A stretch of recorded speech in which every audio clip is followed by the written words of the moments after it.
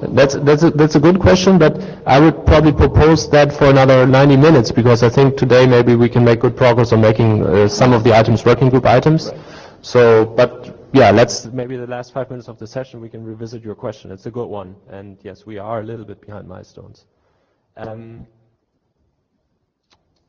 Yes, okay. So I was just going to put up the agenda. Now is the time to bash it or comment. We did make one change. Wendy, since you are straddling between, you have two presentations, we are going to coalesce you, so we don't have to change the mic and stuff.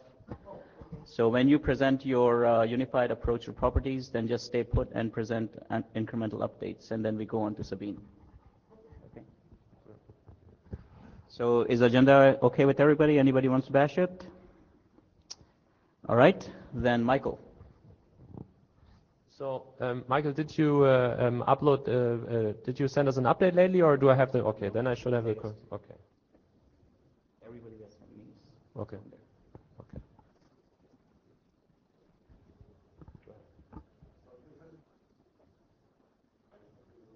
No, it's not on.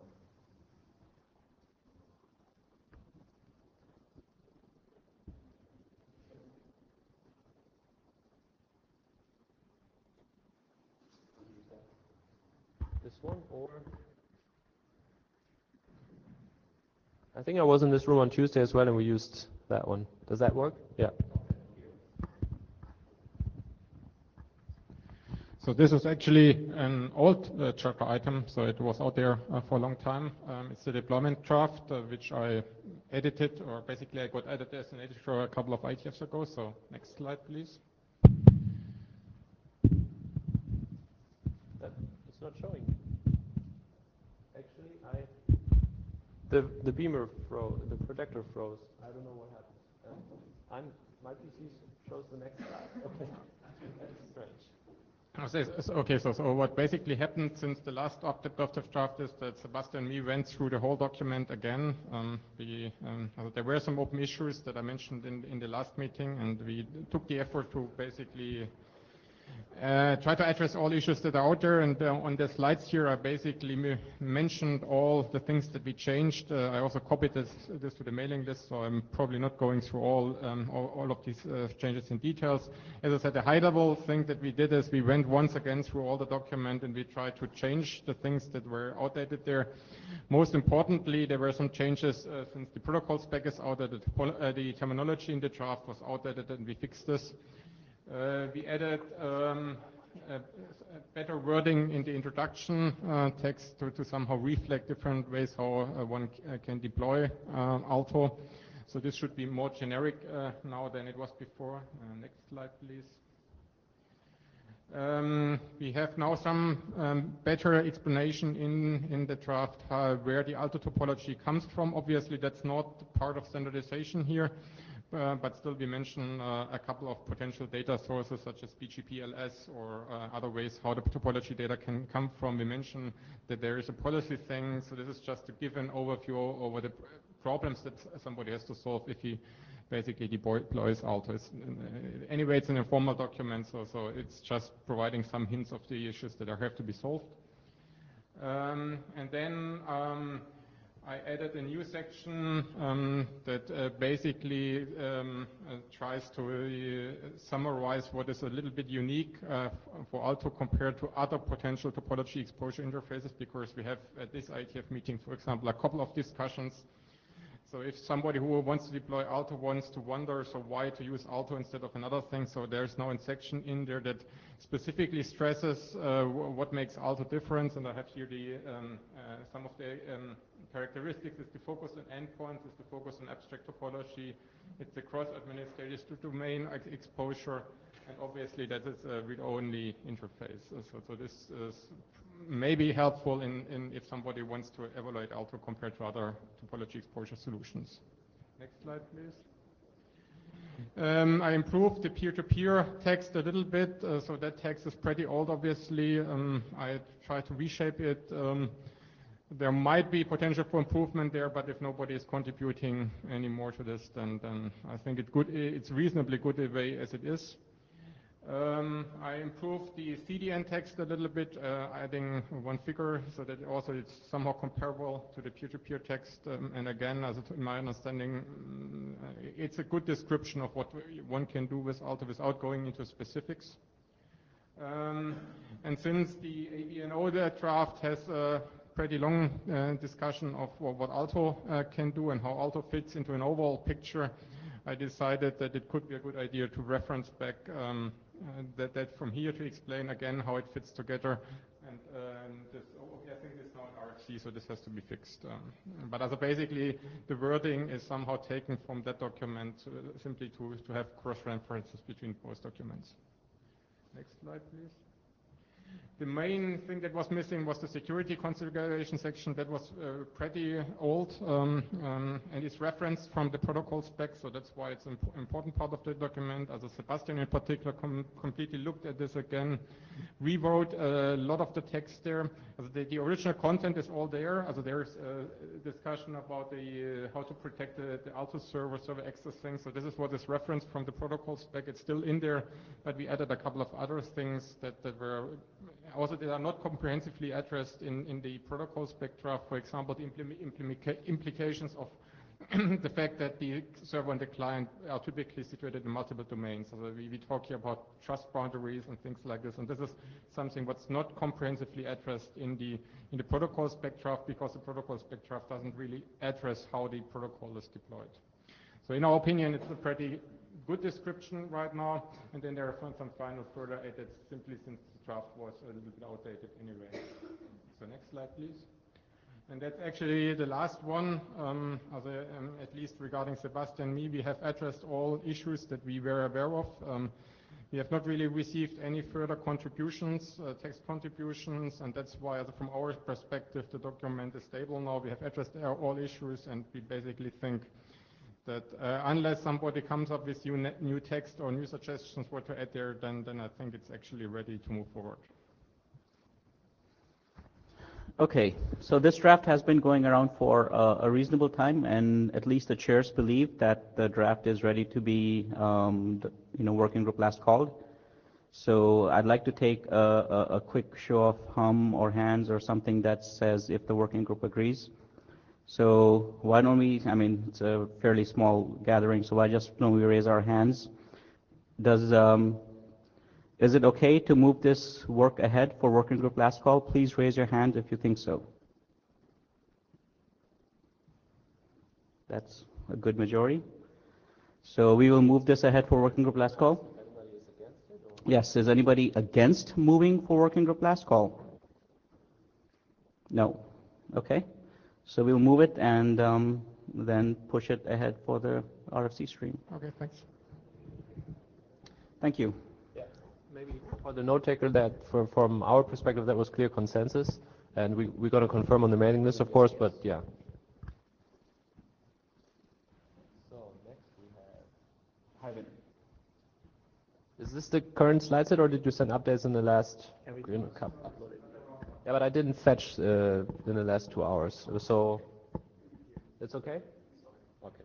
So one time we have to switch, and I have to fetch. Okay. Maybe the next presentation we can move on. This is Song Hai. Sorry? Oh, really? Those are my slides? Yes, but the number was so...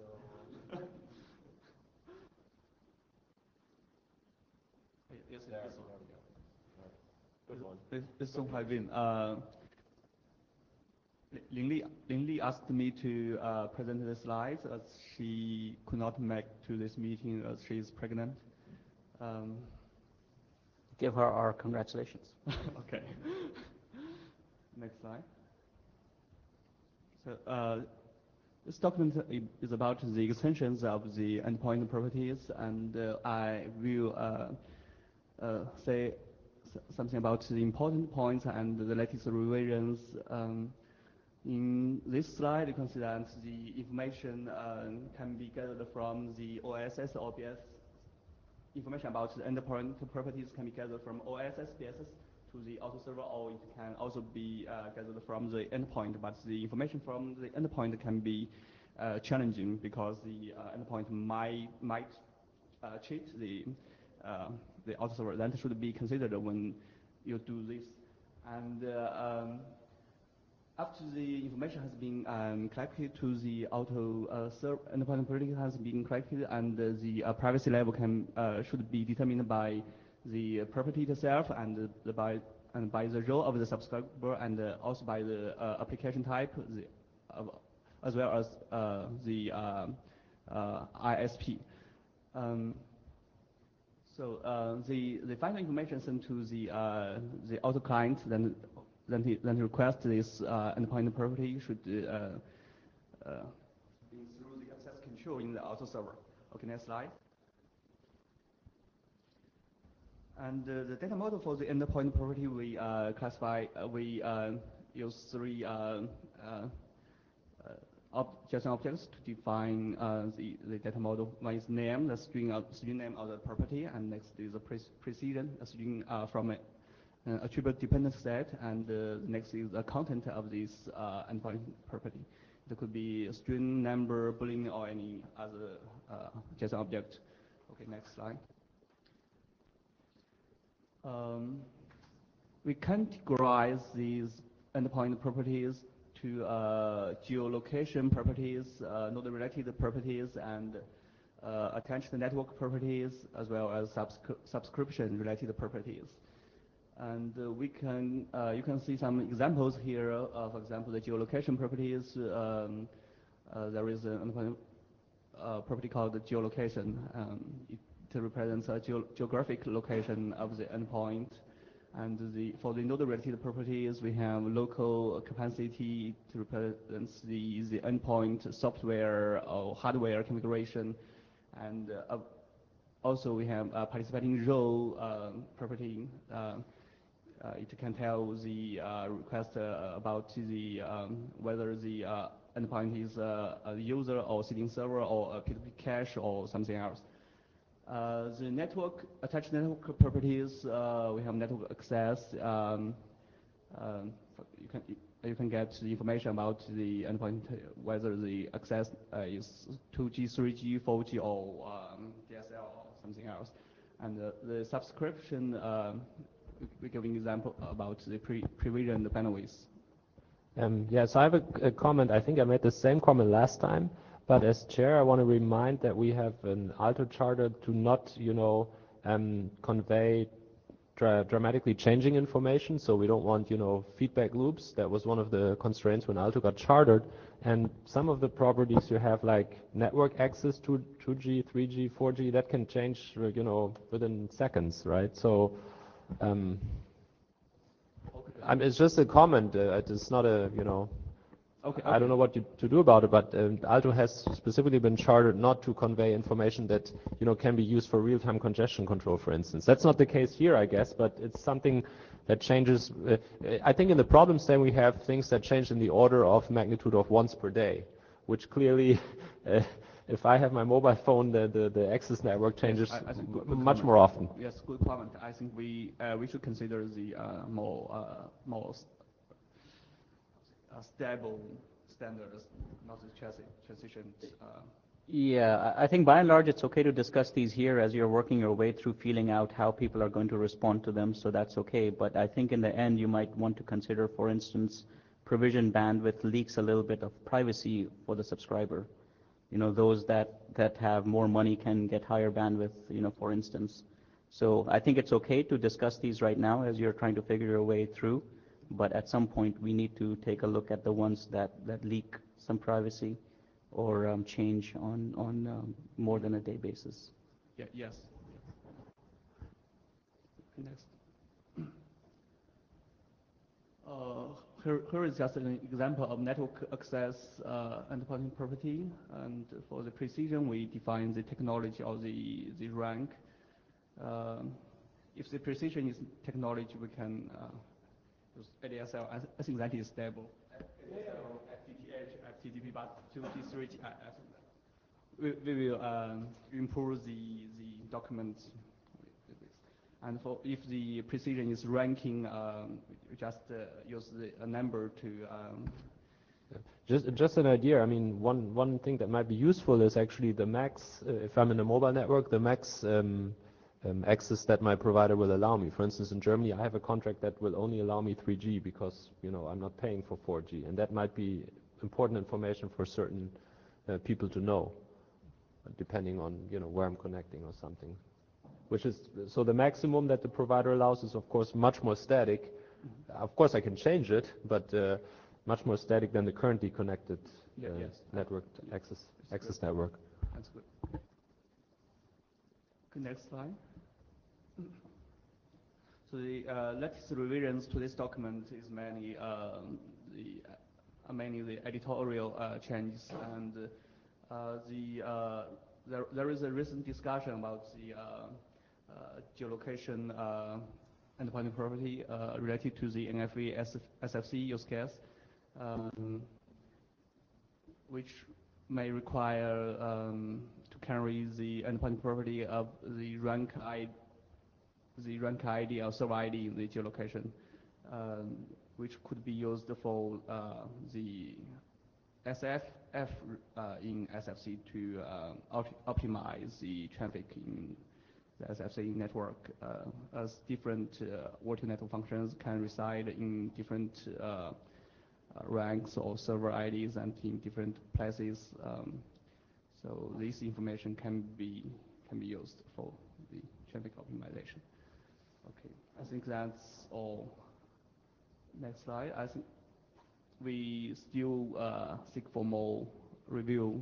I don't know how many people read this document. We need comments from the working group. And maybe we can ask the room. Who has read the document? Raise your hand, please.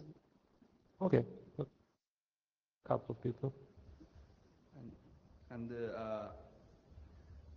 I don't know if people believe this is the right direction of the Alto working group, and if this fits well into the Alto working group charter, we would like to see for the working group adoption for this document. Yes, maybe Richard, before you ask your question or your comment regarding the working group adoption, this is clearly a chartered item, and we can ask the working group. However, on this particular topic, we have two proposals, right? So we have another presentation coming up. So we wait for the other presentation first, and then we ask the working group how they view it. Are they overlapping? Are they competing? Can they be merged? All these questions, right? Yeah. So Richard, please go ahead. Yeah, I do want to make a comment on Province's question to be posted. So I think this document basically touches upon two important questions. One is basically the dynamics of the auto information, and second one will be the privacy. And so somehow we always talk about, so far, actually, my personal experience so far is, for both the dynamics and also for the privacy part, the guidelines appear to be ad hoc. And so I'm wondering if there's any kind of for example, guiding principle that we can really determine, for example, here, this is really good and this is not violating those policies. Right. So, for example, for dynamics, we talk about maybe 1 day is good, maybe 1 hour is bad, or maybe 1 second is bad. And how about, for example, 6 hours? Right. So basically, you can play all these tricks. It's a good question, and we had this discussion last time in Hawaii. So what I was referring to was the feedback we got from the ISG at the time of the chartering of the Alto working group, where it was around once a day or something. It doesn't change in a highly dynamic fashion. I think what the main concern the ISG had at the point in time was to use Alto for real-time congestion control. So something that changes in the order of seconds or even minutes is not okay. I think if something changes once an hour or so, we can still talk about it. I don't feel comfortable with now setting a quantitative limit here, but this is what we're talking about. So seconds clearly out of scope, once a day clearly in scope, and everything in the middle we can, probably think about it. Sure. Yeah. Basically, I mean, it would be really interesting to get some kind of a more IETF-wide guideline about what's really too dynamic, what is not. And so for my personal opinion, maybe not speaking as chair right now, access network type like 2G, 3G is probably too dynamic from my perspective, because by the time whoever gets the information uses it, I might have been, if I'm on a train, if I'm in Germany on a train, it changes really. I look at the phone, it changes every 10 seconds. So that's probably not so useful. Okay. But that's my personal opinion. I don't want to speak as chair for this or. Yeah. I think you bring up a valid point. I think that it cannot be ad hoc. Certainly we are guided by the principles that were in place when Alto was first founded. And at that point, privacy in the form of making sure nobody knows what content you're accessing if you're a peer-to-peer tracker versus, congestion information ruled. So the network changes, dynamics change. So we'll take it as an action item on chairs to try to see if we can figure out, what are the bounds so that it doesn't appear as ad hoc. I think that'd be really fantastic. And go ahead. Yeah, I was just going to say the privacy concern. Richard Woundy had always this privacy concern of not disclosing what access type you had. He frequently said that, and he felt rather strongly about. He felt concerned about his ISP would disclose, what type of access he had, so that burglars could find out if he's rich or not. Sure. Yeah, in a nutshell, I'm probably oversimplifying here. Yeah. I guess the issue, I have two comments. One, of course, oftentimes I believe which information will be considered as too private probably depends on end user agreement between the end user and the ISP and the consumer. So somehow there's dependency about all the relationship. Yeah, but so I personally, again, speaking as an individual, if I would, if I have a contract in Germany with my ISP and it sets up an Alto server and discloses what kind of contract I have, I would not feel comfortable with it. Honestly. Probably can opt out or opt in, for example. I'm just talking about the options. So clearly, this So is something that we're not going to solve here. Yeah. So I'll let you finish, Richard, your second point. Okay. But I think we need to cut the mic because we really need to get on. We have a full agenda. I'm going to give one very quick comment. Basically, for example, I think one recent progress, because there's one lady we're trying to hire, and your department there's a newer systematic framework for privacy called differential privacy. For example, can be really, instead of talking about quote-unquote ad hoc privacy concern, this is too private, it's not private, and somehow actually there can be a very rigorous framework. For example, they call differential privacy by Cynthia Dork, and can be, I don't know if there's IETF wide policy to talk about, look, you should really adopt such a policy to talk about information or not. Right? Otherwise, I feel that actually, I think as authors probably found difficult to work on both this type of document because both dynamics and also privacy will become issues, and they're going to have really hard landscape to navigate. I agree. Your point is well taken. Is it a quick comment or is it? On the Very quick. A little bit to the dynamic properties.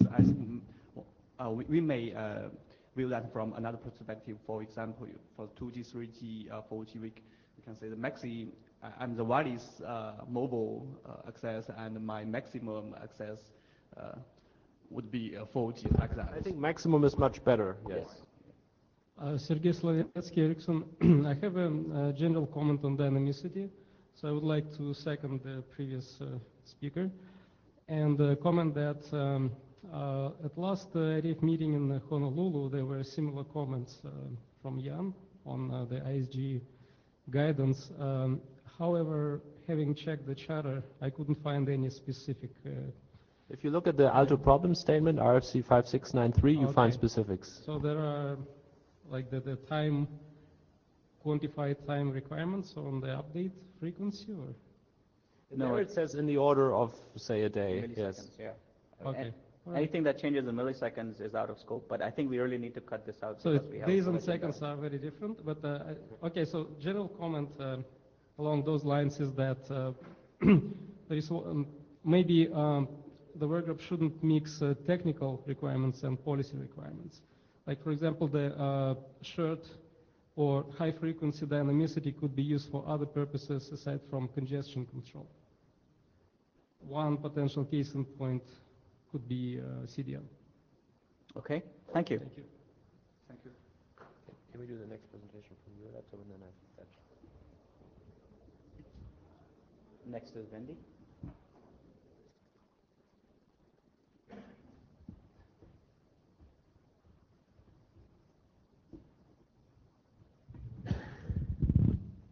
Okay, can you all hear me?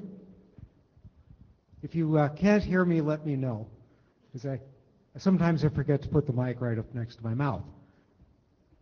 Okay, and we are waiting for our view graphs. Okay, so this is a talk on a new approach to presenting properties. I don't have a draft on this yet. This came out of the work I did on PID properties and some work I was doing with Richard on adding on topologies. And if I could have the next slide. Next slide, please. Thank you. Thank you. So here's the motivation. We started off with the Alto protocol with properties. And at that point, there was only one, they were independent of the network map, but there was only one network map, so it didn't matter. And then we added multiple network maps, and properties like PID, which are dependent on the network map, got rather interesting. As a result, we added resource-specific properties. And then I proposed adding PID properties, and it looks like we're going to be adding properties, attaching properties to abstract network elements for topology. And I could see, you know, foo properties and bar properties and so forth coming down the pike. And I realized, you know, what we really need is a unified property service that can be extended to provide properties for any class of entities without having to define a new message type every time we come up with that. So next slide. So this is where I'm going to propose one way to do that. Start off with, if they're going to attach properties to entities, we have to name them. Well, we already have a scheme for naming endpoints where we have a type like IPv4 and then 1.2.3.4. So let's just extend that and add new entity type names. And entity type names could be obviously IPv4 and v6, CIDRs, MAC addresses, PID, ANE, and whatever else we could come up with in the future. Okay. So examples are, you know, obviously for IPv4 addresses and CIDRs, and PID would just be PID and then a PID name. The type-specific names can be simple, like link 47 or whatever, or it could have some substructure, as in data center 14 and rack 37 in the top of the rack router of that. And then next slide, please. So the other thing we need to specify is how do we is property naming. And I'm going to propose that instead of having a namespace for every one of a separate namespace, property namespace for all of those entity types, we have one common property namespace that's registered with the IANA, and those properties apply to all entities. Obviously, some of the properties might not make any sense for a particular entity type, in which case we just don't define them for those entities. An example of a good way to do it would be with, say, geolocation. You define that as, say, a triple, latitude, longitude, and an altitude.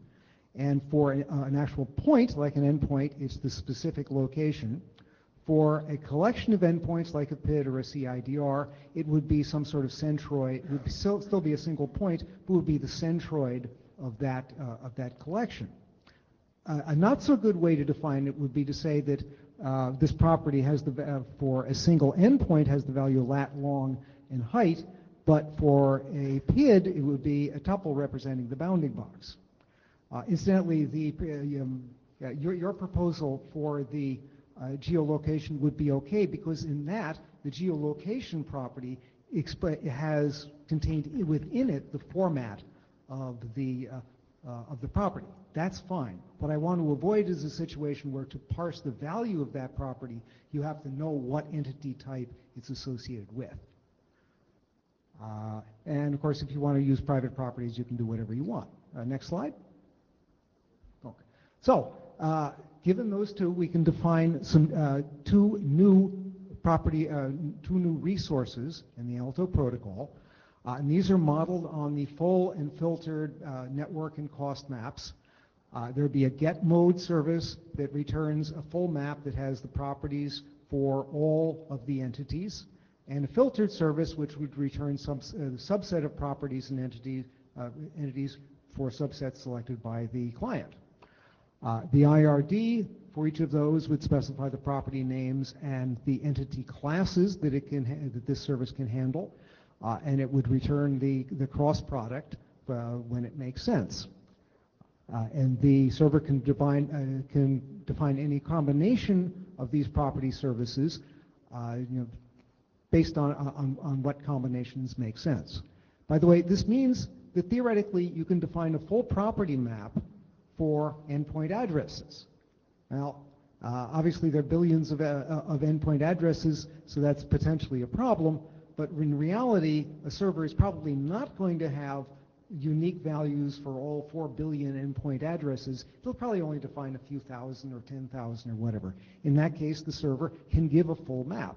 And if it really does have billions of endpoint addresses, it simply doesn't offer that service. None of these services are required. Okay, and next slide, please. Okay. Okay. Now we're going to have. I'm proposing a new relationship between property maps and network maps, as defined in the base RFC. The property service, the endpoint property service, is independent of network maps. I'm proposing that it should be dependent on a network map, simply because most of the entity classes we're talking about, like PIDs and abstract network elements, will in fact be dependent on network maps. So this provides necessary context for the properties in this map. And as a result, this actually simplifies things greatly because it gets rid of the resource-specific properties that we had to define. Wendy, sorry, I have a quick question. Sure. Speaking as an individual, but there is other Alto services than the map service, right? So there is,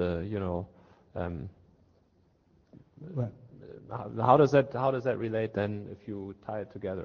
Yeah. Well, actually, the idea is the property service could be associated with other things in it as well as network maps, but it would inherently depend on whatever it needs to depend on to define the entity classes that are used in this property service. But right now, I think a network map seems to be the primary thing that would be involved. Right. So in CDNI, we are looking at solutions that could benefit a lot from PID properties, but we are not using network maps at all. Yeah. Well, in that case, you could associate it with the default network map. Okay, got it. Mm-hmm. Yes, and the last bullet item, use the default network map for something that if it really doesn't make if it seems to be independent of the network maps. Okay, and next slide. Okay, now here is an example of what an IRD entry would look like for a full property map service. The first one returns the geolocation and ASN properties for all PIDs for the default network map. The second one returns the bandwidth and type property for all ANE entities that are associated with the default network map. And they split them out as two because the cross product doesn't make any sense here. ANE abstract network elements will not have a geolocation or an ASN, and the PID property in the PIDs won't necessarily have bandwidth or type. Okay, next slide. And this would be an example of a filtered service. The first one can return PID, location, or ASN for IPv4 or IPv6 endpoint addresses or for PIDs. And the last one can return bandwidth and type for abstract network elements. And again, you can put these all together in one, but we figure this provides some reasonable separation between them. And also, we would need to find a new property, a new accepts types for the parameter. Next slide. Okay, and here's an example of a request that you give for a filtered. For a filtered property service. You give the property names, which is what we do now, and the entities with each one with the prefix. So this asks for the geolocation and ASN of an IP address and a PID. And the next slide hopefully gives you that gives you the results of those. And this is pretty much exactly the same format as the current endpoint property service, except that we've replaced endpoint properties with property map. Next slide. Then after I did that, I realized that this could have some interesting applications. Suppose you define a DNS domain, and you could use an Alto server as an interface to DNS, so that it could say the address property could return the preferred address for a given IP given domain name. The addresses could return a list of all of the addresses, which is somewhat harder to get out right now. You can also return DNS records and so forth. And of course, this would be resolved at the Alto server. You could also use it as an interface for who is. Now, I don't know whether this is useful or not, but it suddenly dawned on me that this would provide a simple HTTP interface for accessing all sorts of databases if you wanted to define it that way. Okay, good. So what would be the effect on the current documents? Well, for the base RFC, we would deprecate the current endpoint property service, and in particular not define any new resource-specific properties. The PID properties draft I would rewrite to use this service, and any new property drafts would define the entity types for those properties. And one more slide, and I think we're done. Next slide. Good. Okay, so what next? Well, do you think this approach is worth it? And if so, I'll start writing a draft, circulate it on the mailing list for comments. So I think this deserves some deliberation from the working group, especially since if it's going to be a unified approach, then we have another draft that was looking at just endpoint properties, and if we could have something that unifies both of them, at least insofar as Alto context is concerned, it'll be good. So please, if you have any ideas, come up to the mic. But this is a chartered item, so we need to get a draft going towards it fairly soon.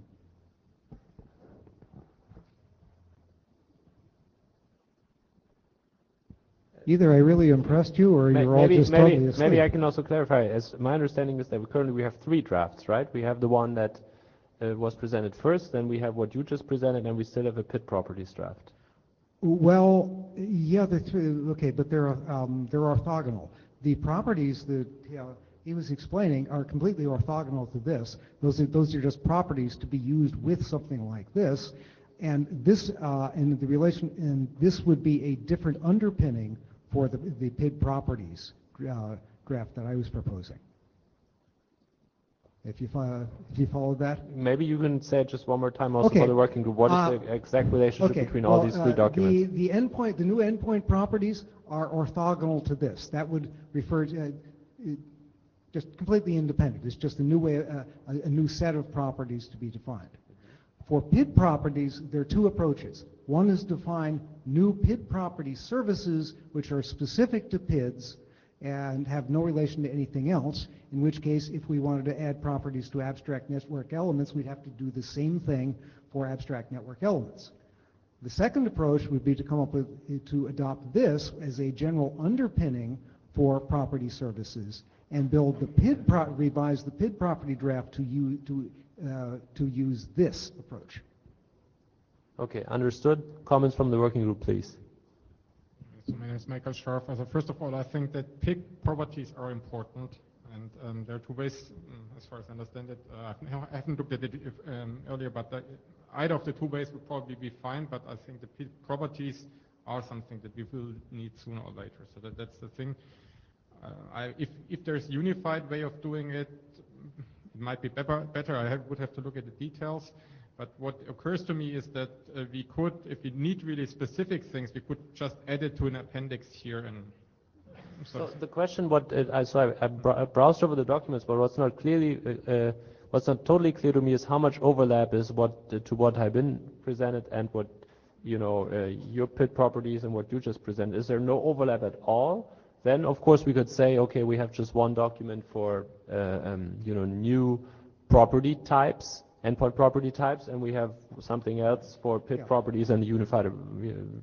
No, my point is that if new properties have to be registered, and if we go for the new approach, we could just add a set of properties to the one document, maybe in an appendix or something like this, or maybe it's a normative section. I don't care. But I would care more about the framework that does this than a set of properties that are anyway a little bit controversial. And I think the latter can be added to the former, the framework. So I don't think we want to be in a position that anytime anybody has a new property, we come up with a new draft. Exactly. And, so we do need some sort of a framework, whether it takes the form of a registry of some type, or whether we come up with something else, but we do need some form of framework that allows you to define new PID properties, define new endpoint properties. So I think one of the things that the working group has to do for the people who are working in this property space is to get together and figure out how we will get there. Because these are chartered items and we do need some framework such that we don't have to rush around and put a new ID every time somebody wants to bring up a new property. Yeah, but from an IETF process perspective, that's not what you just described. It's not so hard to do, right? You would just have YANA considerations that say, here's a registry, and here is the oversight process for, coming up with a new property. That's just so that's how also what we just did in It's CDNI. not hard to do, but the fact that we are having this discussion here means that it's not entirely clear how to go about doing it. So my conclusion seems to be that there's still a little bit of work to do here for the authors that are involved in all these documents. Maybe you can, if you do a discussion, please do it on the mailing list. So because eventually we wanted to adopt something as a working group item. So maybe you disclose it openly what you're discussing, or frequently update it on the mailing list. Have the discussion, and hopefully by the next IETF we have some convergence agreement. And we can adopt one or two documents as working group items then sooner or later. But currently I don't feel comfortable, or Vijay, you agree, right? We don't feel comfortable adopting anything now as a working group item because we need some more alignment here what is going on. And we'll throw this back to the working group also. If you feel that you have a good idea of what is going on here with respect to extending the properties, then by all means, please go up to the mic and say it. But if nobody comes to the mic, then we will assume that there's enough gray area here that we do need to, have some discussion on the list. Okay, Zuli from Samsung. It's my first IETF. So actually I was following Alto for a while and had a talk with Professor Yang a couple of months back. We are interested on our side because Samsung is dominating the TV business. So we are interested in kind of involve those endpoints as one sort of nodes as part of Alto. So we are interested in expanding the end node properties to include the cache manifest. So be able to kind of describe what are the content available in your cache and also the operating points associated with that. I think that's the novelty part because most of the cache description is kind of URL based, and what we provide here is more advanced. So for example, you have a sequencer. Depends on because say you have 5 seconds of kind of video in your cache. 5 seconds, please. Oh, sorry. Okay. So there are streaming options are not static. There's actually a bunch of options there. So we are interested in kind of enhancing that along this line. So at this meeting I just get myself familiar with the whole process, and I plan to share some source via the mailing list. Excellent. That'll be very much helpful to the set of people who are discussing this. So please do get in touch with them. Hi, Lyle Quick Burtz. comment, please. Yeah, Lyle Burtz from Sprint. Just to directly answer your question, I do like this approach. We have an implementation. We've had it since the end of September. We just waited for the official release date of the RFC. We've extended property several times, and from the pains we've seen with that on several occasions, I think this is definitely the right direction, and I would say keep going. Please. Okay, so this is good. So if I was to gauge a sense of what the people here are expressing is that they want some sort of a unified approach and something, along the lines that Wendy presented today to move forward. So please do get together with her and Haibin, and please do work out something that we can then present at the next IETF for adoption. Okay. Thank you. If you can make some time up, that would be great. Okay. Did you want me to continue on with the next talk? Yes, might as well. Otherwise, we'll. Yep, I'm just putting it up. So. Should be marked SSE. Yep, I'm just trying to find it. Oh. This one. Huh? Yep. All right. Go ahead. Okay. This is on an approach for continuous and incremental updates to Alto data. Next slide. Okay. So the motivation here are that the maps can be very large, and small subsets can change frequently. You may not have any one item change every minute, but probably every minute something in that multi-megabyte chunk of data will change. And clients want timely and efficient updates without having to constantly refetch this huge map. So next slide. So the overview of the approach is we define a generalized framework that can provide continuous stream of updates for any Alto resource. And this includes post-mode resources like endpoint property services and endpoint costs. The server does that by defining a set of update stream resources. Each stream resource can provide a continuous stream of updates for a set of Alto resources that's selected by the server. The update messages are sent using server sent events, which is a W3C standard. Each update message updates one of those Alto resources. And the update format is either a complete replacement using the message format we've defined for Alto, or an incremental update with just the changes using the JSON merge patch format. And the server decides which one to use on a message-by-message basis depending on the scale of the change. And next slide. Okay, changes since the previous draft of this. We dropped the get mode full update stream service because it seemed to be just overkill and unnecessary and so forth and complicated life too much. The current draft is a complete specification including examples and everything is fully fleshed out. And we made some minor changes to the format of the messages to make things a little cleaner and to make it more difficult for someone to make an error. Next slide. Okay, so quick review here. Server sent events are is a W3C standard. It looks like an HTTP response, except there's really a stream of these messages. And each event message has a type string and data. The data can be multiple lines. And here's an example of a stream with 2 events in it. It's a very simple and robust protocol. It's totally independent of firewalls and NAT boxes and so forth. The only risk item is that if it goes through an HTTP proxy, that proxy has to be willing to forward data as it comes in rather than try to hold all of it until the server says this is the end of the stream. And it has to be willing to keep the stream open for a long period of time. Next slide. Okay. I think you jumped to. Oh, okay, yes. For updates, we use this is the format of our update events. We define the event type to be a combination of the Alto of the resource ID of the resource being updated and the media type of the message, so that you can parse this event by itself.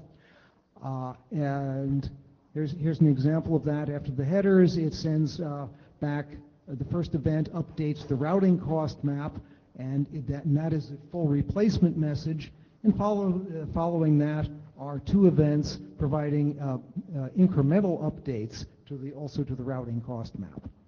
Next slide. Okay, JSON merge patch is an IETF standard for representing changes in JSON message.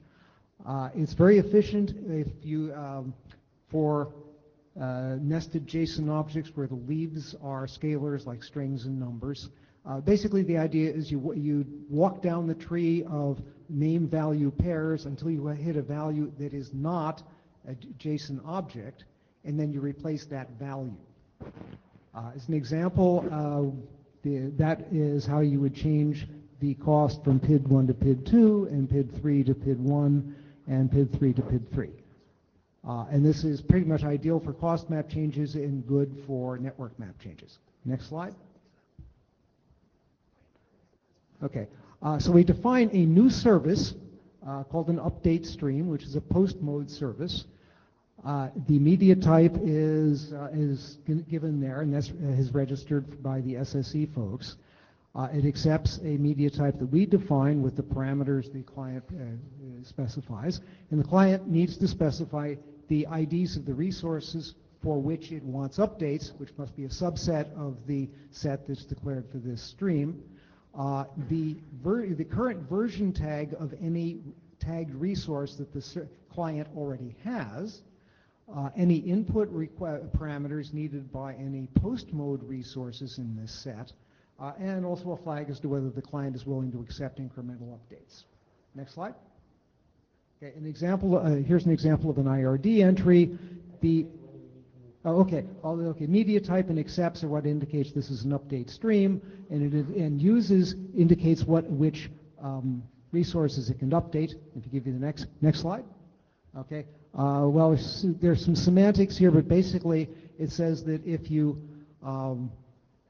providing updates for cost maps, you should also provide updates for the network map upon which they depend via the same stream, and you should do them in an expected sequence. Next slide.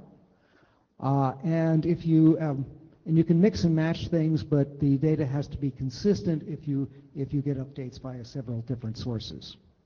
Okay, and why don't you give me the next slide?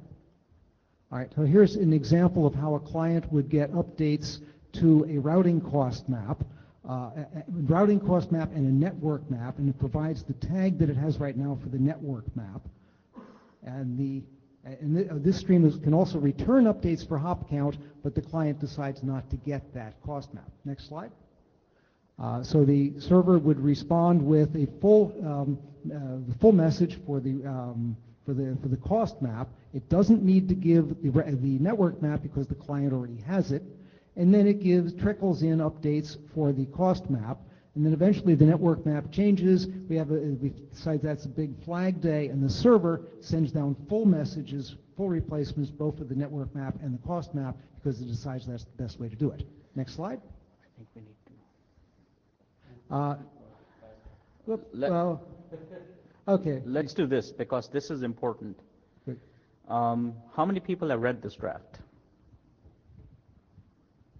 Okay, so there's, I wish there was more, but Okay. Go to the slide that talks about next steps. Sorry. Okay, yep.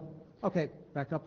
So the next steps, basically you approve the key points of this draft, or this approach, which I have outlined here, and assuming that's a yes, decide whether we should adopt this as a working group document. Right. I think there is people who have read it, but I don't sense that there's enough people that have read it to know the pros and cons. This is a fairly, a fairly well thought out draft and has been around for a while. What we would like to do, and it would have been great to do it here, was to take a hum and adopt it right now and ratify it on the email list. But I think in the interest of time, we have enough presentations we need to move on. So what we would like to do is, shortly after the meeting IETF ends, Jan and I will put out a call for adoption for this draft on the mailing list, and we'd like to adopt this draft probably in the next few weeks after we're done with this IETF. So this is an important draft. It goes towards a charter, and we will take it to the mailing list immediately after the IETF for adoption. Yes, one more thing I would like to add. This is for incremental updates and for server-side notifications, and we don't have any competing proposal, right? And this has been, this has been an iterated proposal. So as chairs, we think if anybody has a different proposal on the table, now is the time to speak up. But Exactly, yeah. we're not seeing it, so yeah. Yes, that's very important. If anybody has a competing proposal, speak up. Otherwise, a call for adoption will go out soon. Speak up within the next couple of days, latest. Sorry to rush you. My apologies. Sabine, please see if you can, speed it up. Yes. Yeah, so this is the agenda. So we are already now, this should be, okay, when you presented something else, but we are probably 15 minutes behind. So we have a really packed agenda. So let me find it. Multi-cost is first, right? Multi-cost. Go ahead. This has been around for a while, so try not to go into the history and what it does, and get to the main points so we can continue. Okay, so, next slide. So basically, in a nutshell, it returns an array of costs, defines all constraints to support decision trade-offs, such as give-me costs, with either moderate routing cost or zero hop count. Proposes additional abstract cost metrics, and the applicable service information resources are the cost map. Well, no, actually the filtered cost map and the endpoint cost service. And somehow the cost map, I will get back to this during the presentation. So basically in green we have the design principles that we have ended up to. We have opted to keep the same media type, not introduce new media type, and design the extensions so that the multi-cast server supports both single and multi-cast clients, and any cast, legacy and multi-cast client can just use it easily. Next slide. So, okay, so I go directly to an example. So basically we introduce capabilities, which is the max cost type. So if you have it, it means that this server supports multi-cast services. Testable cost types, this is for when you put constraints. So you have a number here of metrics that you can request for a multi-cast map, but you can place constraints not necessarily on the same set of metrics. You can have a different set of metrics. So basically, the base Alto clients see the fields in black and ignore others, whereas multicast clients see the ones in slanted blue and can use the ones in black. So just a couple some more on this service.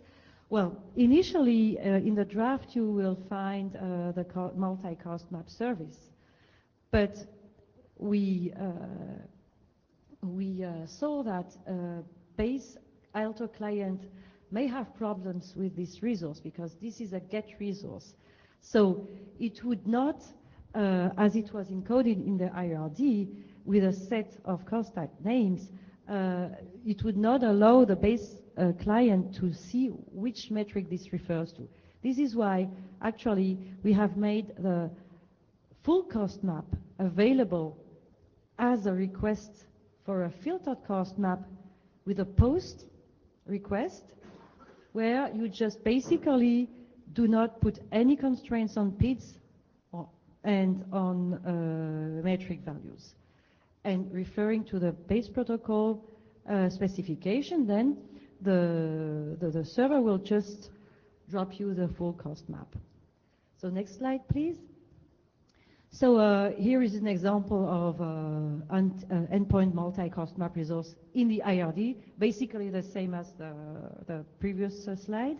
So next slide. So, okay, so here is a list of the protocol updates for multi-cast Alto. So unless you would like me to detail this, so we can skip it. Okay, basically it's a very small set of addings. In the IRD, you just introduce these testable cost type names and the maximum of metrics in a map. And what we introduce in server is that field multi-cast types that must be put in a client request for multi-cast services and server responses. Okay, next slide, please. So the other part that we introduce is enriching constraints with respect to the base protocol with OR. So we assume that multi-cast server does support OR constraints, which is actually a combination of N constraints. So and such capability actually allows you to ask for, supports a trade-off, a decision trade-off for the client. As I said, either I want no hop count or okay, I can pay between 5 and 10, basically. So next slide. So here is the example response. So as you see in blue, you have the field in blue that is specific to the multi-cast service. And next slide. Okay, so the next step is, well, we would like to request the adoption of this draft as a working group item. And in the next version, we will, of course, clean up text. This is really needed. integrate the working group feedback and make correct the text so as to really illustrate what I just said, which is not in the draft. All right. So since this has been presented many times, and I assume that most people have read at least one version of the last couple of versions, we're going to ask for adoption as working group item. Remember that working group item doesn't mean this is finished. It just means the working group agrees that this is in general the right approach to take. We can still then demand from the authors to make, certain changes, but it's the general approach the working group agrees on. And again, for this item, we don't see any, the chairs don't see any competing approach, and this has been presented many times. It's a chartered item. It seems fair to ask for working group adoption. So I'm going to ask for hums now. If you're in favor of adopting this as a working group item, please hum now. If you're against adoption, please hum now. Okay, so that was clear consensus. It was rather quiet, the hum, but we are not so many people here in the room, so for me it sounds like clear consensus, Vijay, right? Okay, so we're going to confirm that on the mailing list, but it looks like it's adopted. Okay. And again, if you could hurry through the cost calendar. Sorry, No, our no, apologies. No problem. Okay, so this has been around again also for a while, starting with the name as Alto cost schedule. So this is, next slide please. So here we want to provide clients with an anticipated view on network costs with also an indication of the granularity of this information. So an Alto cost calendar allows applications to carefully schedule their connections or their data transfers. It also, in its current state, clients to schedule their own Alto calendar requests and thus save time and resources. It's applicable to any time-sensitive Alto metric and applications that do not need immediate transfer. So the applicable service information resources are the ECS, the cost map, and the filtered cost map, if its size is manageable. So next slide, please. So the current extension that we have put in the draft are that, well, the basic extension is that the calendar cost values are encoded as an array of n time-dependent values. For example, a diurnal cost value pattern of 12 values, or each applicable to an interval of 2 hours. We add fields in the IRD capabilities on the properties of this calendar, example, number of interval and the size of an interval.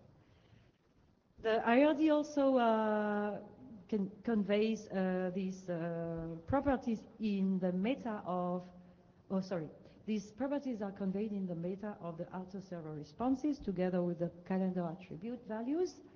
And we add also here another attribute which is repeat and which is subject to discussions right now. So, finally, the current draft assumes value in the numerical mode. Next slide, please. So here is the list of the update presented since Toronto. So we updated and clarified the attributes and updated the examples according to new attribute names.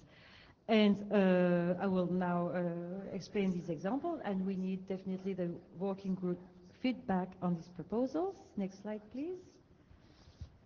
Okay, so here is basically on an example for the endpoint cost service.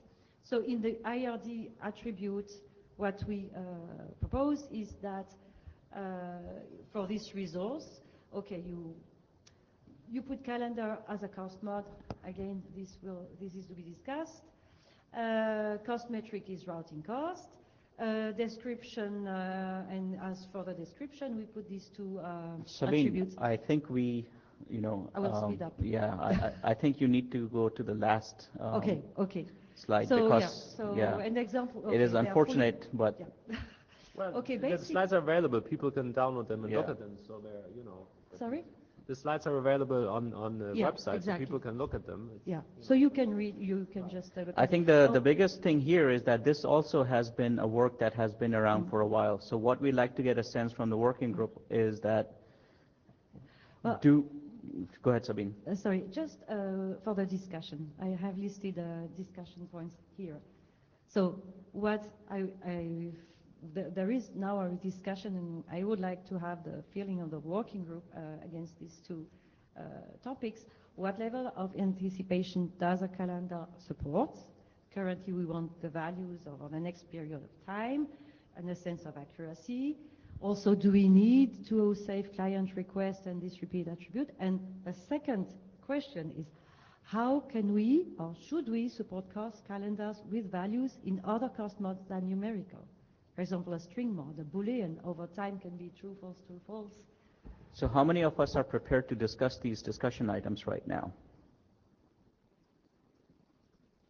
You're an author.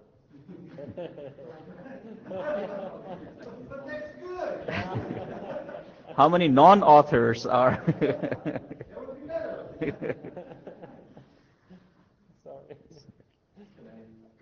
We'll let Richard go to the mic and express some opinions, but I think this again is work that has been around, and again I think it could be going to a chartered item, but I think in the interest of time, after Richard is done, we need to move on and bring it back on the list. So we could, if we can open it up on the list and finish it there, that'll be great. Otherwise, we deal with it in Prague. Richard. Richard Yan from Yale. So I'm going to be very brief, and Sabine and I were, and actually also involving Wendy, I believe. In the last minute, we were still deciding on some parts of the key encoding, and I think that's part of which I want to discuss. So basically, the issue is following. Suppose you want to have a cost calendar, and the client requests a time t0. Okay. And suppose the server says, okay, my calendar is going to be available for 24 hours. What's the semantics of these 24 hours? It might mean the server would always provide 24 hours from any time you request for 24 units of times, for example. Or it can really mean, for example, major decision point we're trying to decide is, maybe the server, for example, may not be able to update every 24 hours. Maybe the buffer size is up to 24 units. Basically means because maybe the server only updates at midnight, and so therefore, and you maybe when you request, you only get like 5 units, five intervals. So therefore, that's the issue. I think actually somehow can be important, and in the sense that can be minor or can be important in the sense that can totally change the semantics. So therefore, that's the issue. I think, at least personally, I feel that Sabine and I, we need to agree before we can talk about this in the working group. Okay. All right. So that means even the authors have issues with the draft they need to work out. So I think in the interest of time, we'll move ahead. But please do bring these to the list, and this could go towards one of the chartered items. So next is Alto use cases for NFV, and I'm trying to find impact of virtualization in Alto. Sorry, I thought the next presentation is Alto use cases in NFV. Yeah. Right? And I'm trying to find the slides. Here it is. Yeah. Okay, go ahead.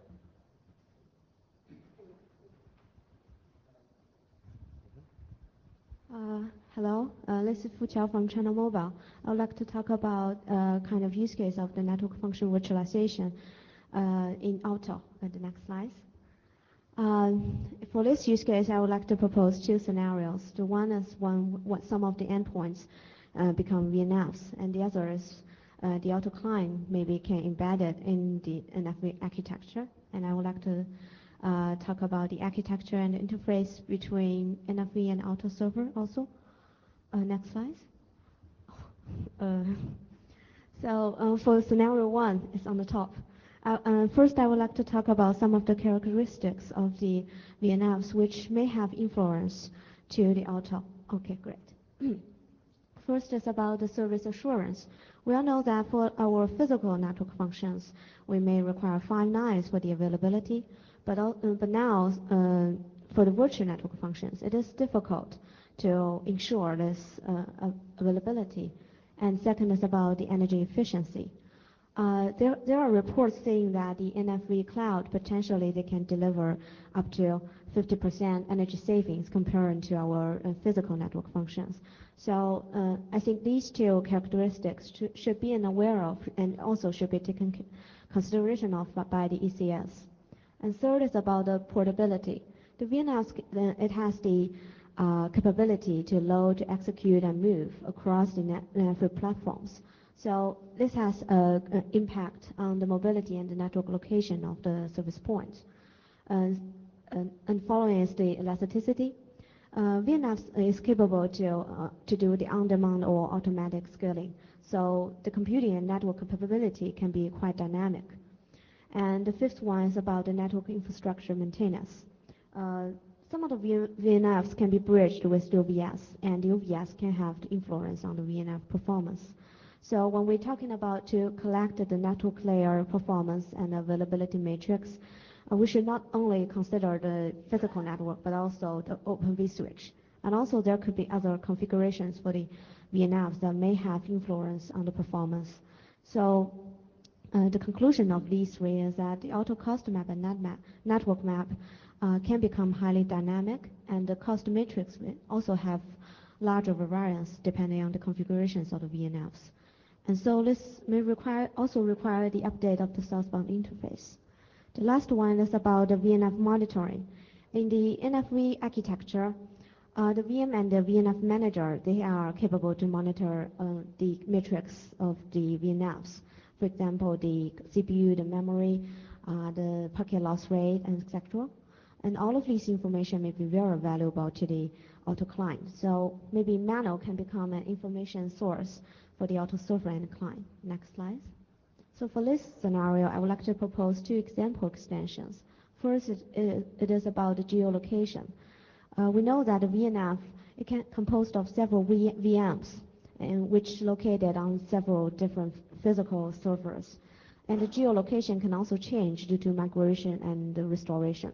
So this may require the property extension of the geolocation of the endpoints. And the second is about the VNF elasticity property I've just talked about.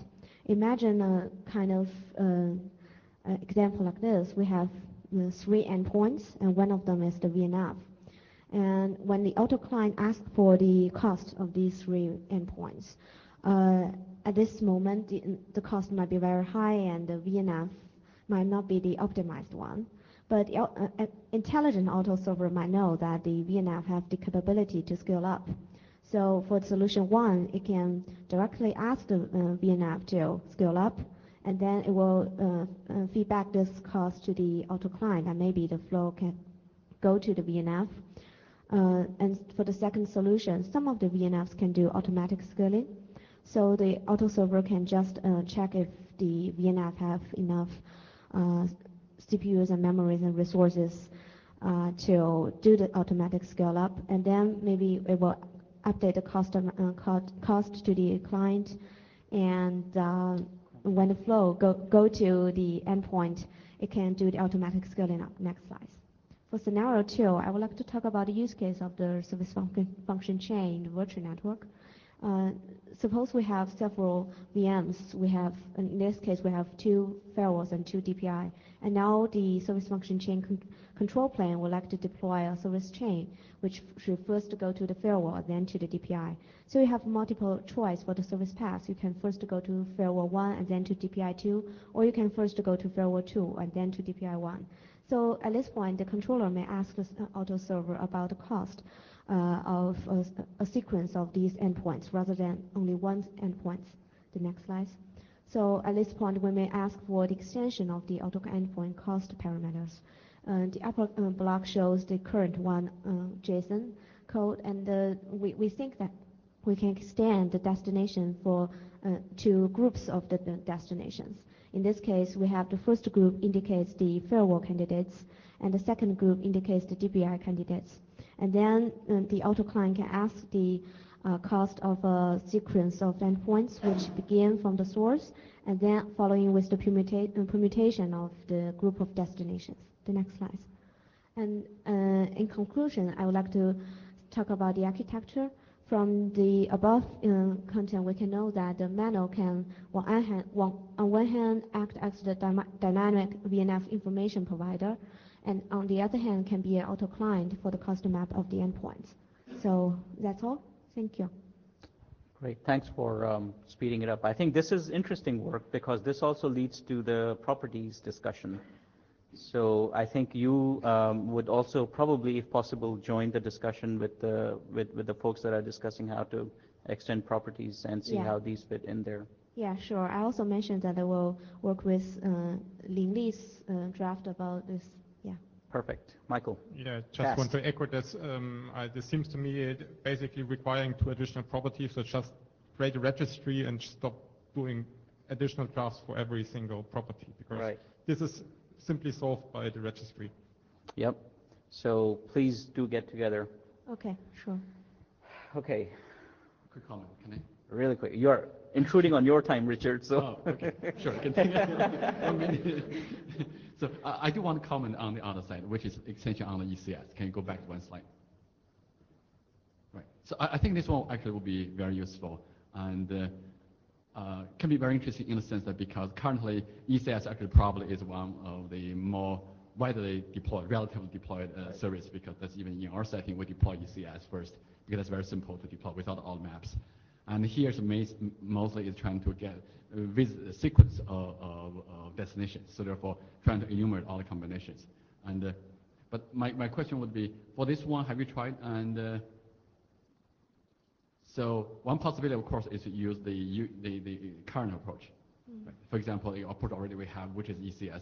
And here, what exactly the advantage of doing extension, and why this one will be better in some sense?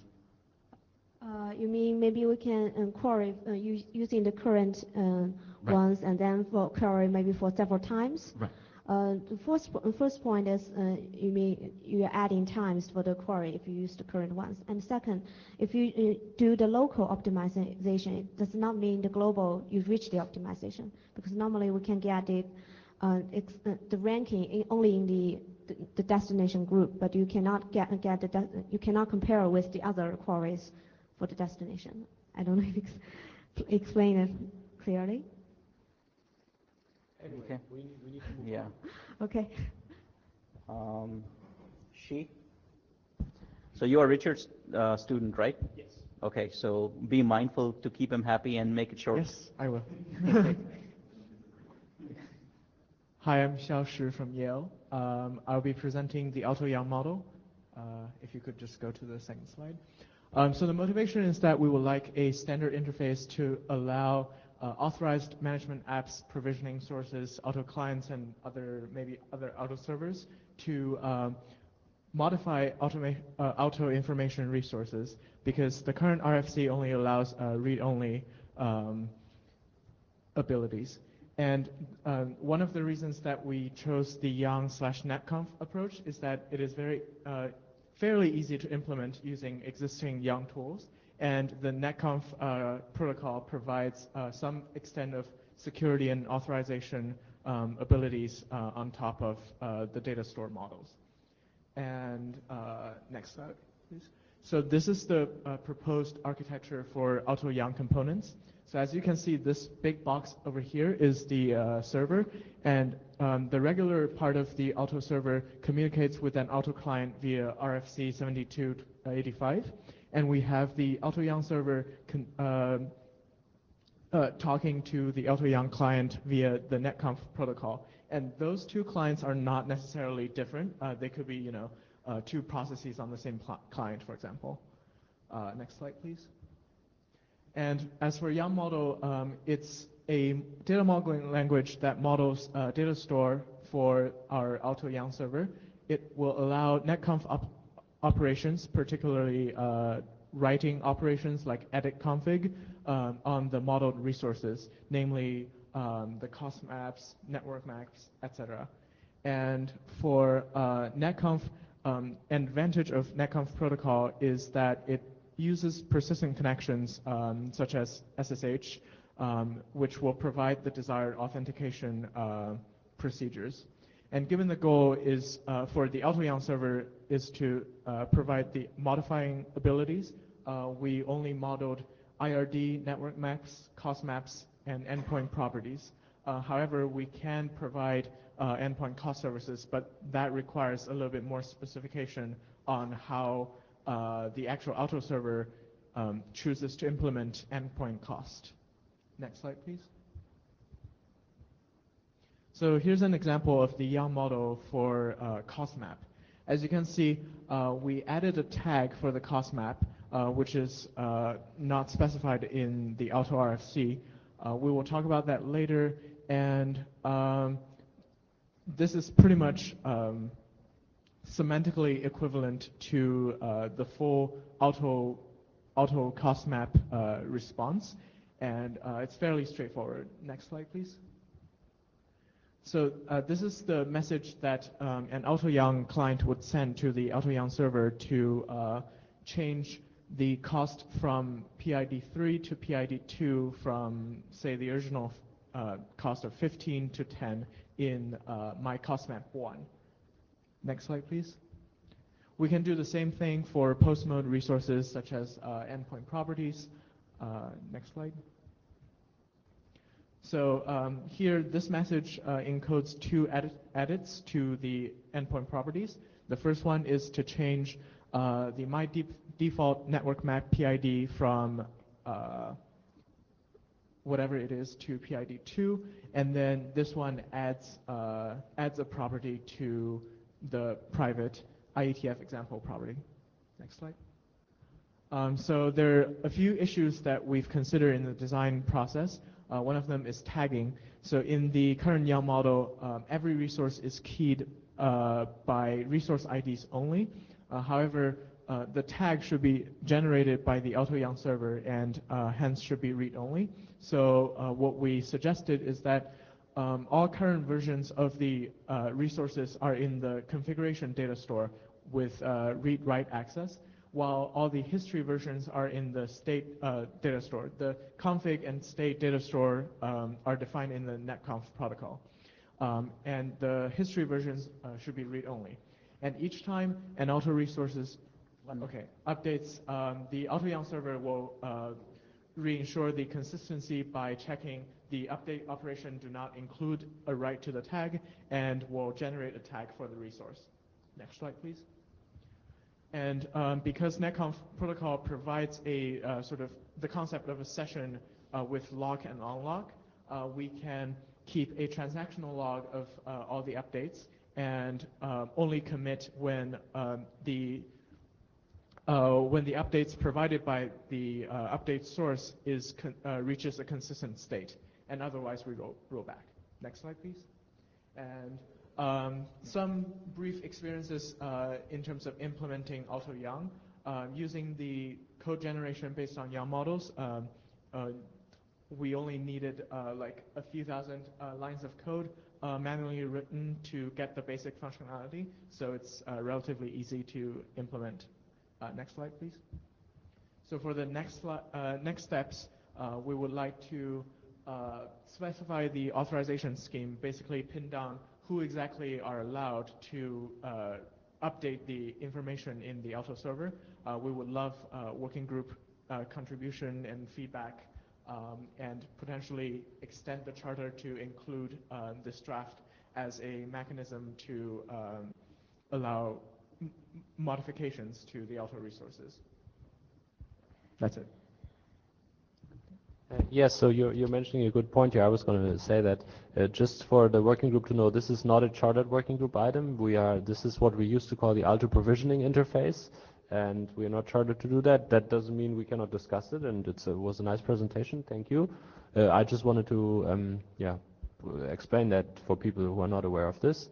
Are there any comments, questions? Okay, so we close the line right after Wendy. Okay. Wendy Roll, Alcatel-Lucent. Do you see this as just allowing a client to change things like costs and PIDs, or do you see this as a general interface to allow it to specify new cost types, new cost modes, and so forth? In other words, would the Alto server have to be pre-configured with at least a network map and a cost type, or do you see this as working on a completely blank Alto server with no configuration, and this specifies everything? I think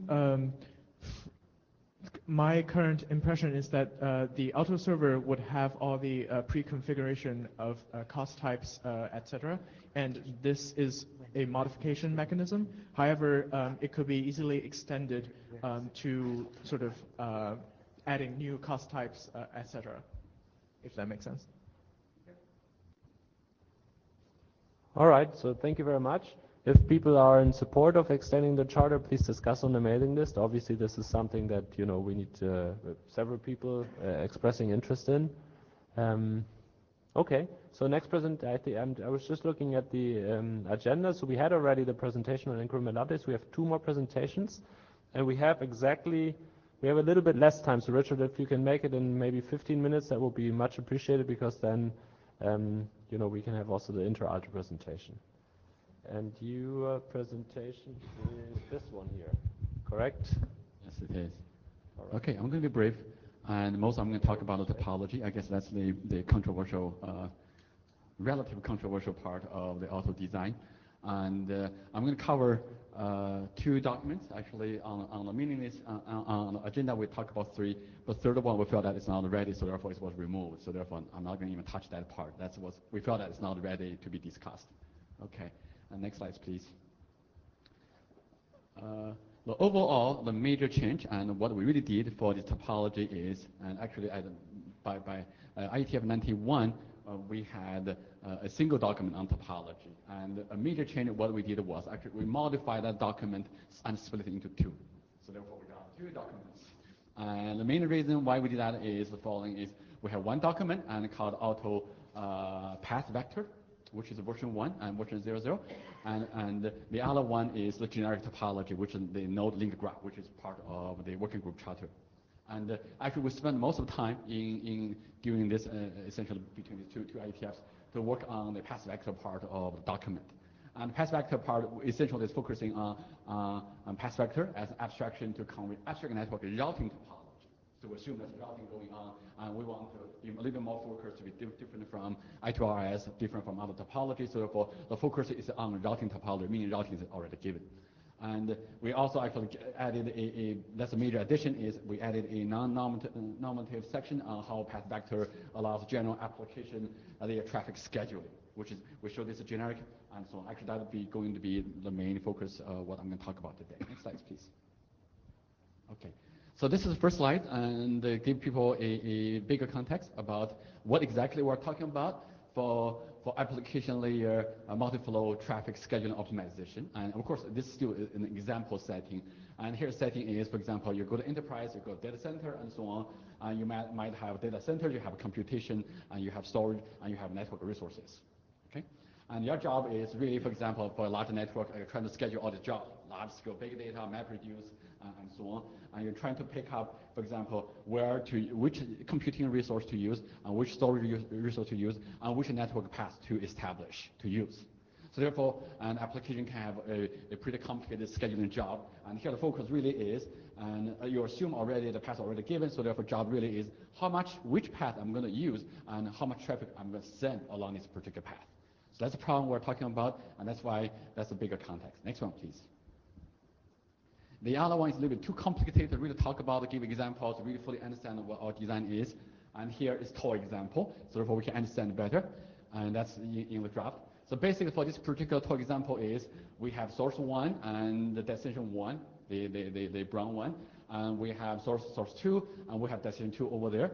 Somehow there's an application trying to schedule their flows, for example, a map reduce, or maybe a backup application, and for example, using grid FTP, which, for example, that's one thing we're doing, and is you want to send the traffic and go from this side to the other side, for example, from source to the destination.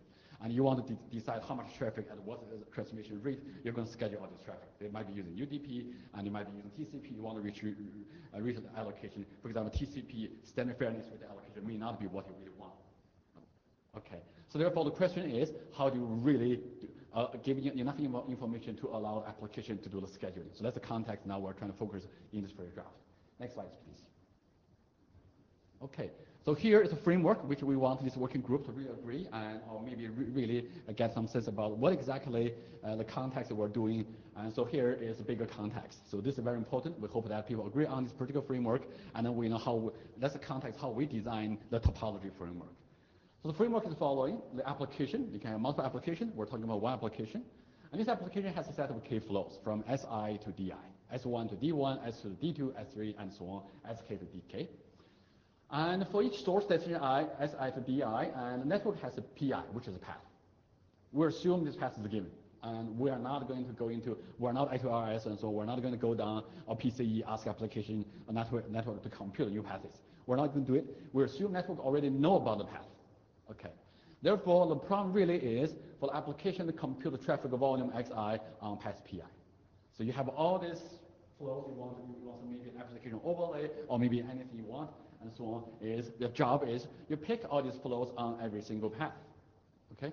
So when you do this one, and the application wants to be self-dependent and don't want to depend on PCE and so on to do the computation, and we want also to be controlled by the application. So therefore, the application framework is going to minimize or satisfy some kind of objective function. For example, MapReduce to finish the time as soon as possible, or backup to finish as soon as possible, and so on. And the two constraints. One is the X, or this vector, will satisfy application constraints. For example, you want to finish backup as soon as possible, so therefore one job is larger than the other one, and for example, you want to do read allocation, make sure, for example, the read allocation is proportional to the downloading file size, for example. So you have all these kind of application constraints, and then you have network constraints. So the whole design objective is to look at the whole big picture. We want application to be self-dependent as much as possible because this is application layer traffic optimization. And then now the key issue is how do we give network constraint information to applications so therefore they can do their job. Next slide, please. So this is a bigger picture and about our design. Application would tell the network and about the source destination pairs they are interested. That's all. Okay? And then the auto server will provide minimal network topology information to the application. And the application can do it independently without really asking the network to do anything. Just only tell me enough information, and then application can satisfy any objective function, any application constraint, whatever they want to do. So that's the whole framework. Next slide, please. Okay, so given this framework, and we realize and there are two types of constraints. Remember, there will be network constraints, and to be satisfied in this bigger framework. We identified there will be two types of constraints. One is what we call individual path constraint.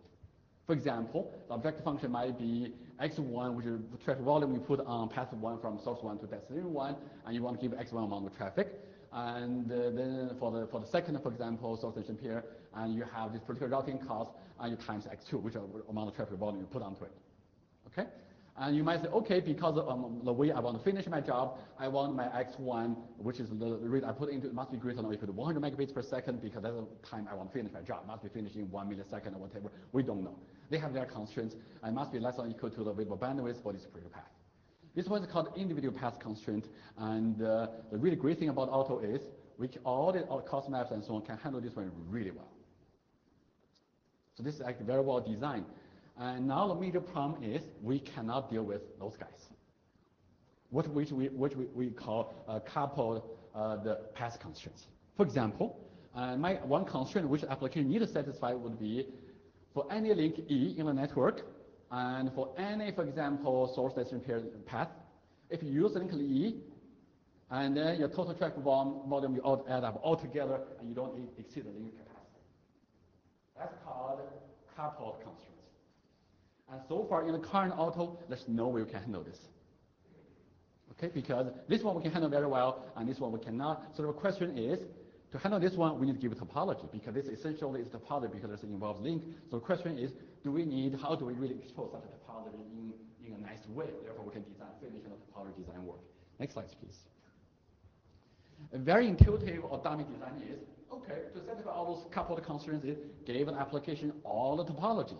The whole route topology, every single link, every single router, tell them to application can drop down. Okay, so that's one way to design it. And it turns out, actually, that's not necessary. And we have a very interesting and very clear framework which we can solve this problem. So let's look at this way. And now let me give an example, and now we can understand how path vector come here. This is, for example, we're focusing on the topology, so therefore you will look at all the links, link 1, 2, 3, all the way to link n. For example, here in this network, there will be 12 links. Okay? So one way you can do the design is give all the 12 links, give the topology to the application. Now you're done. And of course, if you give all the 12 links, and of course, we know this application suppose trying to do doing transmission for 2 sessions, S1 to D1, S2 to D2. Suppose actually they're both using the upper S5, switch 5, 6, 8, and to go to their corresponding destinations. If you write it down, and it turns out you write down such a linear constraint. Okay, this is the path 1, and you're essentially kind of the routing kind of network. You're going to use all these links. You're not going to use the other links. Okay, and for the second one, for the second flow, of course you're using upper path. So therefore, for some you're using, for example, you're using 7, 8. I don't show them, but you're also using links 3 and 4. So therefore, they become 1. The other ones become 0. So write down such a constraint. Okay, and you want, for example, basically, if you look at this as a matrix, and this one as a variable, you do multiplication. They must be less than or equal to the capacity. So the naive design is, damn, to do this one stuff, I need to tell the application all the links. That's what essentially we have to go down to the LQRS, we give the application all the constraints. But turns out, actually, in our setting, we don't have to do that. Why? Look at all these constraints. The same row, same value. This row would have same value, this row would have same value, this row would have same value, and this row would have same value. And in linear constraint, they're all called redundant constraints. So what you can really do is, you look at all these guys, this row, they can be all eliminated and replace it with a single one, for example. Okay, less than or equal to 1G, less than or equal to 100 meg, 100 meg, and 1G. You pick a minimum. And so conceptually what you have done is, you take these 4 links, you delete all 4 and keep only 1. You will not lose any information. Okay, so now the interesting part. You get rid of this guy, get rid of this guy, they're all the same row, you can delete them. And now look at these 2 rows, they're also the same, which means they can also be combined. You only pick the minimum one, 100 megabits per second.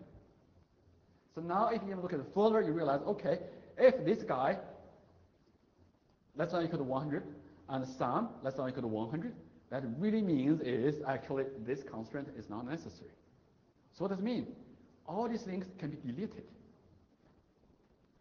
Okay, so therefore, actually what really happens is you only need a single virtual link. And I'm giving an example using this one, and actually there will be a very systematic method called quick call algorithm or called linear programming. Very quickly, you take a topology and you compute the minimum topology. Next slide, please. So essentially you're seeing which rows are linear combinations and just removing them completely. Exactly. Linear combinations are actually redundant constraints eliminated very quickly, and you can, for example, for this particular example, looks very complicated topology, we can reduce it to such a topology without losing any information about application constraints, about network constraints. From this all the way to 12 links, we have essentially a single path vector and specifying an abstract topology, essentially the only row remaining, and their constraint. We just come with this. Okay. But don't you lose the fact that because you're removing the linear combinations, then you're left with the minimum bandwidth, the maximum bandwidth information is gone? The maximum bandwidth is gone, but here we're assuming the constraint is satisfied. You should not exceed the capacity of every single one, which I think is universal. Next slide, please. So that's an example. For example, suppose you change the example a little bit. You said all access links to be 1 gig, and this guy is only, for example, 50 meg, and you apply the same algorithm, you realize your minimum topology, you just need to add 1 extra abstract link, which is equal to 50. And you have this very systematic way to reduce a very complicated topology into a very simple topology, and the topology represented format is called a path vector. Next slide, please. So to summarize, and the path vectors of abstract network elements provide a simplified abstract routing topology information application convey this coupled constraints. Okay, and there's a systematic way to be minimal. And path vectors may not even form a graph, but we don't care because we just want to commit all the constraints. Actually, we're not interested in knowing about the graph because they are not a computer routing anyway. They just want to really get all these coupled constraints. We can do that. I'm almost done. And so therefore, the amount of simplification depends on the computing power of the network. They want to simplify more, just do more, and the optimal algorithm is OM square, M is the number of constraints. Otherwise, apply simple one and do some coupling and eliminate all these constraints, and you're done with it. Next slide, please. So basically, that's the conceptual framework and theoretical framework, for this conceptual design. So what we will propose is something very simple. Do a path vector. Okay. And for the path vector to be, okay, from here to here, here are the attribute network elements you want to use. And here, we somehow give them constraints. Maybe not even block network, because we somehow use from the complex topology into the minimal topology. It's a very simple extension. You cosmos path vector, and here extend all attribute network elements. You don't know their links, you don't know their routers, and you can compute in a very efficient way. Next slide, please. So next step is what we're hoping is the working group can agree, or at least can, or somehow would discuss with us that the path vector approach is a key component of Alto topology extension, and this is for a very interesting context of application traffic optimization. Okay, I probably should stop here. I'm not going to talk about it now. I'll focus on this. Okay. Yeah, I think this is very important. The work on topology. I don't think anybody else in IETF talk about the scaling. And actually, we experiment with large scale networks, and this reduces big reduction of data. So I really support this work, and hopefully Alto is the basis. Alto is the working group that based this propagation, and I think T's working group actually, our ACTN work now taking off. They took, and then one of the vector type, I mean the topology type is the path, that we are also addressing there. But I think Alto, I think we started with Greg Bernstein, and myself a while ago, but now I think it's getting maturing, and then now Richard put it together well. This is really scaling reduction, and we can share some data, if you will. So this is probably the right way to go for certain applications, for sure. Good idea, very good comment. So basically, I guess one thing we can do is we can go back and write some data and collect some more data for real large scale network, some real data, and see how much reduction we can do. Our conceptual is we probably can do really substantial reduction. Yeah.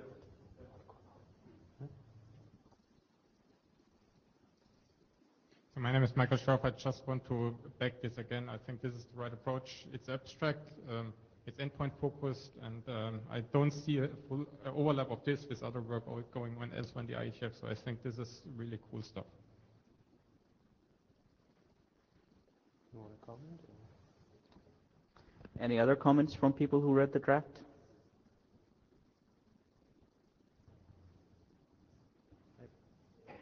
So from my perspective as chair, we hear support for this. I'm a little bit hesitant because for me this is still rather more complex stuff. Okay. So I'm sure the people who gave their support have thoroughly read the document. So there seems support. I wonder if we want to give the working group a couple of weeks so that others have a chance to really digest this material, or we can hum now if there is support, just an informal hum, so to speak. But shall we do that? Okay. All hums are informal anyway. Right. Until ratified. Yeah, so maybe we do that. Maybe people who think this is a good approach and are in favor of this, please hum now. People who think this is not the right way to go, please hum now. Okay, so there's clear support in the room. That's good. Yeah, sounds good. Okay, thank you. So that means for the authors, please go ahead with this work and maybe present an updated version next time, and then we can, yeah. So we'll then ratify it on the mailing list as well, and then we move from there. Okay, last presentation. Alto, something that we had already a while ago. Maybe you can say when you presented this the last time, huh? I don't even remember. When was the first attempt? First attempt in Maastricht. In Maastricht. Who was in Maastricht? Who is old enough that he was in Maastricht? So it's not that bad. Okay, please go ahead. Nobody knew what the Alto protocol will look like. Yeah. So yeah, we have about maybe 8 minutes, so maybe you can make it in 7, so we have 1 more minute for closing. So Jan, just so you know, this is not the Maastricht Treaty to sign the EU, right? No, I know. This is the Maastricht where we had the social on the boat. I remember. So, yeah, it's the second attempt to try work on Inter-Alto. Next slide. So, the main case is that the Alto server does not have all information to provide good guidance to the clients, in my opinion. And there are some use cases that may, for example, maybe all of you may be not are aware of asymmetric traffic in the internet. So if you have simple metric that is AS hops, for example, or exit link, then of course there is a cost of associated to this link. If you take only information from BGP router, you see those and those endpoints as equal, because your BGP router says route is true left link. The truth is the link that the traffic goes from AS3, crosses more AS hops in this case, and goes through another link which may has another charging scheme. It may be cheaper, it may be equal, it may be more expensive, but there is difference. So in this case, it would be nice to have at least number of AS hops and ingress link, or at least in last AS number. Next slide. So what's the difference between asking query, what if I would like to download traffic from the content server to the client? I can ask just using Alto, the server, for guidance about directing traffic from AS2 to AS1, or I can ask local AS server, and the local AS server will use somehow Inter-Alto to gather more network information. So the Alto maps, custom network maps, are effects of applying policies to the topology information. If you ask client server in AS2, you are asking about AS2's policies regarding this connection. But this Alto client, it may be interested, but incentive of AS1 is that this client will get AS1's policies applied to the topology information. So next. Another case when we have too little information within local Alto server is that, for example, some subset of endpoints will be treated as equal due to aggregation and due to just information carried by BGP protocol. So with Inter-Alto, we can gather more detailed information from another AS. Next slide. So if we'll go with some next steps. First of all, we have to define use cases. We propose some, and the last iteration of our work was 4 years ago in Quebec and Prague, but I don't remember which was first and which was second. 4 years ago, I don't remember. It was 4 years ago, so all use cases defined here has changed. 4 years in the information age is a century, you know that, right? Yeah. So the networks are totally different than we thought they were 4 years ago.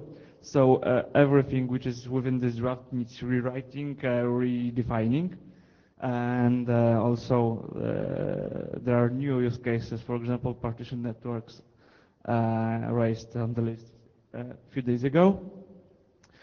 Then we can think about some requirements for this communication, because since it involves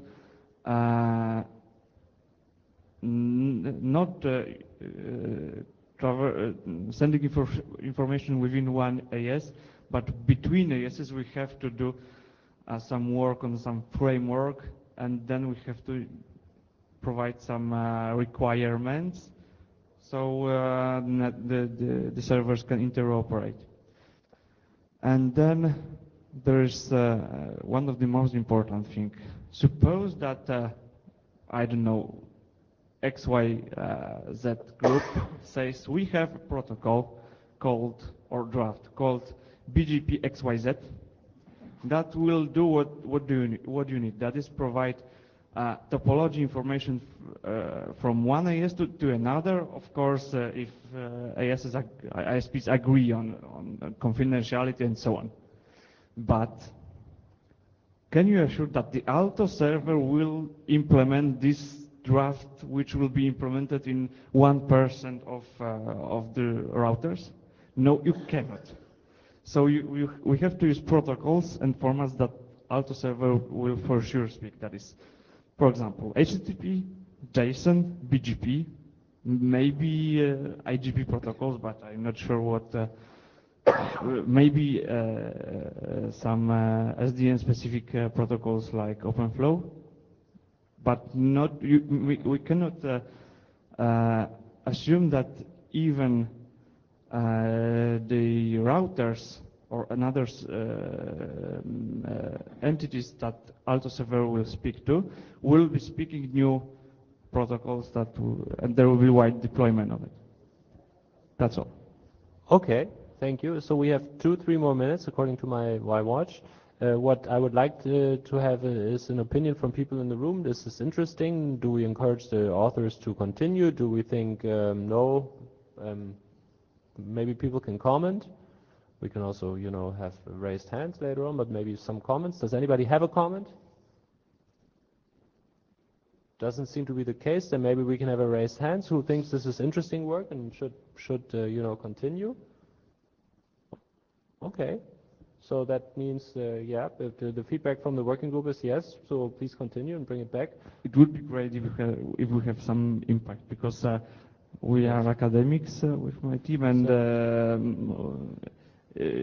we can think, but we do not know all use cases, and then. So my advice to you is then please raise the topic again on the mailing list, and maybe you can also say in the mailing list there was support at the meeting here, and maybe people have comments to your draft.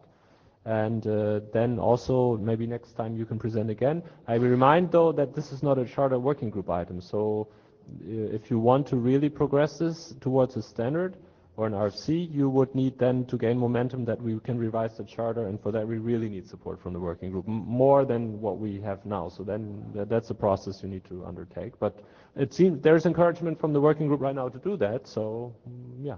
Yeah, if anybody would like to contribute to a draft, first of all, problem statement, it's highly welcome. Thank you. All right. Vijay, you can say the final words. The final words. I think we went through all the agenda items. We, both Jan and I apologize for the people who we had to rush forward. But I think all in all, it was a very, constructive meeting. We did get at least thumbs here on items that needed to move forward. So thanks all. And if Jan doesn't have anything, then see you in Prague. Yes. Thank you. All right. See you next time. Safe travels to everybody.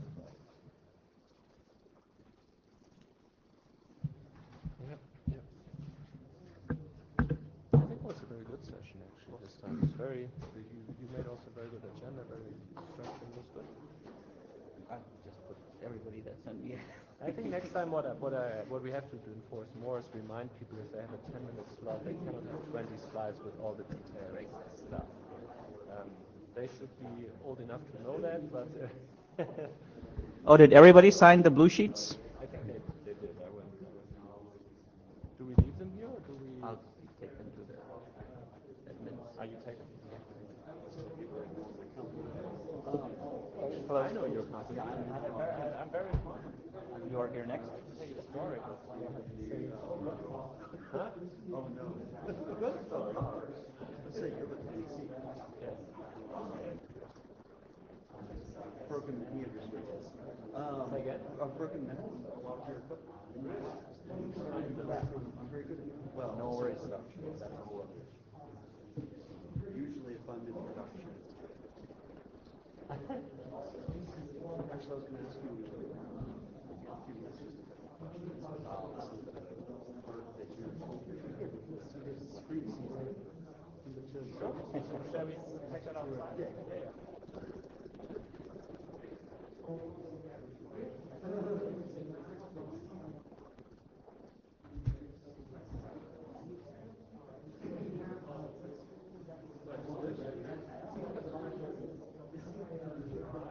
Spence, what do you think?